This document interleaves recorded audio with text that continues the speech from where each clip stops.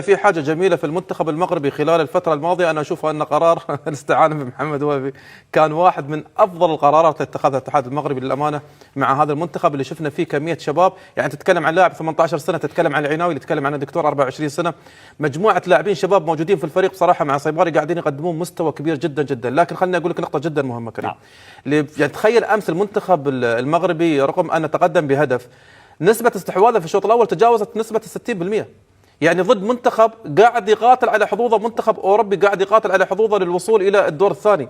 بهذا الشكل المنتخب المغربي كسر حاجز الخوف عند المشجع العربي اللي ينتظر واحد من المنتخبات العربية أن تخرج في يوم من الأيام وأنها تقارع كبار العالم. حتى الآن على مستوى التصنيف وصل تصنيف المنتخب المغربي أعتقد إلى المركز الخامس أو السادس على مستوى التصنيف العالمي بناء على النتائج اللي قاعد يحققها. منتخب 39 مباراة بدون هزيمة، منتخب قاعد يقدم نجوم على مستوى المراكز، قاعد يقدم نجوم على مستوى التدريب، قاعد يقدم نجوم في كل حاجة في عالم كرة القدم، حتى نجوم على مستوى قراءة وإدارة هذا المنتخب من قبل الاتحاد. فصراحة النموذج المغربي رائع جدا. عناوي أمس اللي تكلم عنه الدكتور عنده تقريبا فيما يقل في حدود 98 لمسة في المباراة.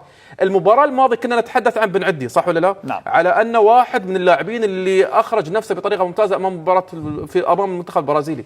لكن أمس العناوي اللي عمله حاجة صراحة تفوق الخيال. لاعب رائع جدا، 24 سنة، لاعب روما، قدم حالة بدنية صراحة يشكر عليها. لكن في عيب وحيد اللي هو كريم. نعم. دياز يعني دياز الفرص اللي قاعدة تتوفر ما راح تتوفر بهذه الطريقة.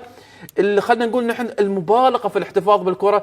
شفنا دياز في المبالغة في ركلة الجزاء في نهائي أفريقيا اللي يجب أن يتعلم من ذلك الدرس. لكن إلى الآن ما تعلم من الموضوع بعد صراحة. أن أخفق في تحويل ركلة جزاء يعني وإنهاء الأمر في نهائي كأس أفريقيا للأمم الماضية على أرضية الملعب أمام السنغال، يعني يواصل احتكار الكرة ويواصل. بس كريم شوف لما يكون فعال، شوف لما يكون فعال. يعني المباراة الماضية هو صاحب الآن تمريرتين حاسمات. مباراة البرازيل صاحب التمريرة لسيباري كانت في وسط المدافعين تمريرة رائعة، وأمس كان صاحب التمريرة كذلك كانت تمريرة رائعة. لكن في حالات كثيرة جدا يا أخي يتأخر في عملية التمرير. كان ممكن المغرب أمس تطلع ب3 أو ب4 أهداف لو كان دياز في فورمة، وممكن أنه يكون أكثر فعالية.